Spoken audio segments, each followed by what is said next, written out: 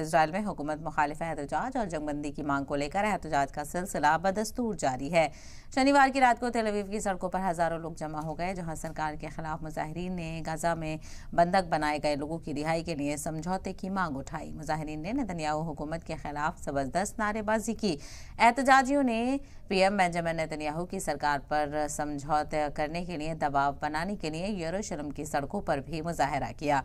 मुजाहिरीन Hamas के साथ जंगबंदी समझौते की मांग कर रहे हैं ताकि बाकी 101 बंधकों को वापस लाया जा सके।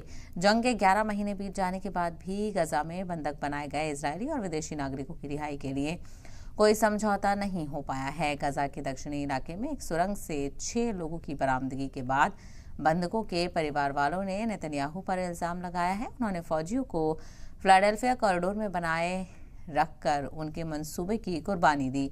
वहीं नेतन्याहू का कहना है कि हमास पर फौजी दबाव बनाए रखना गाजा में अभी भी बंधक बनाए गए 101 लोगों को महफूज लौटाने का सबसे अच्छा तरीका है।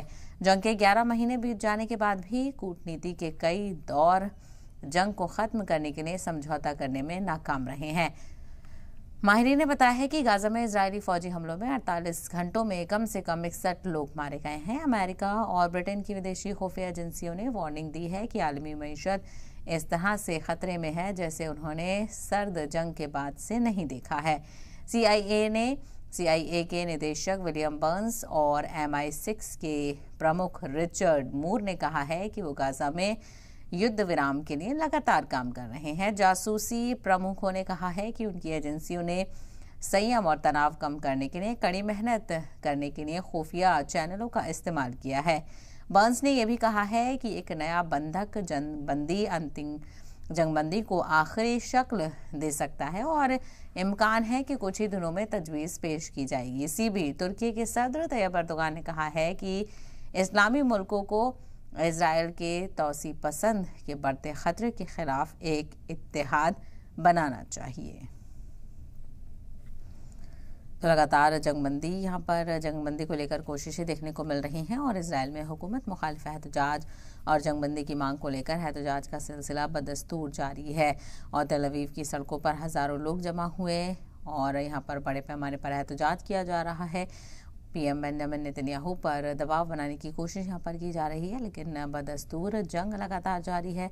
बेंजामिन नेतन्याहू की तरफ से गजा पर लगातार हमले किए जा रहे हैं। इसको लेकर अब इजराइल में भी मुखालफत बड़े पैमाने पर देखने को मिल रही है। तो जंग से आलमी मईशत को बड़ा खतरा यहाँ पर लाहिक नजर आ रहा है। तस्वीरों में आप देख सकते हैं किस तरह से एक जन सैलाब एहतजाज का यहाँ पर देखने को मिल रहा है और इसी को लेकर लगातार नाराजगी भी देखी जा रही है। प्रोटेस्टर्स की तरफ से पीएम बेंजामिन नेतन्याहू की मुखालफत यहाँ पर की जा रही है और सख्त अल्फाज में उनकी तनकीद भी की जा रही है। तो जंग बंदी की एक और तजवीज़ को लेकर सुगबुगाहट तेज़ है। हालांकि पिछले कई दौर की बातचीत बेनतीजा रही है और अभी तक भी जंग के हवाले से कोई हल निकलता हुआ नजर नहीं आ रहा है।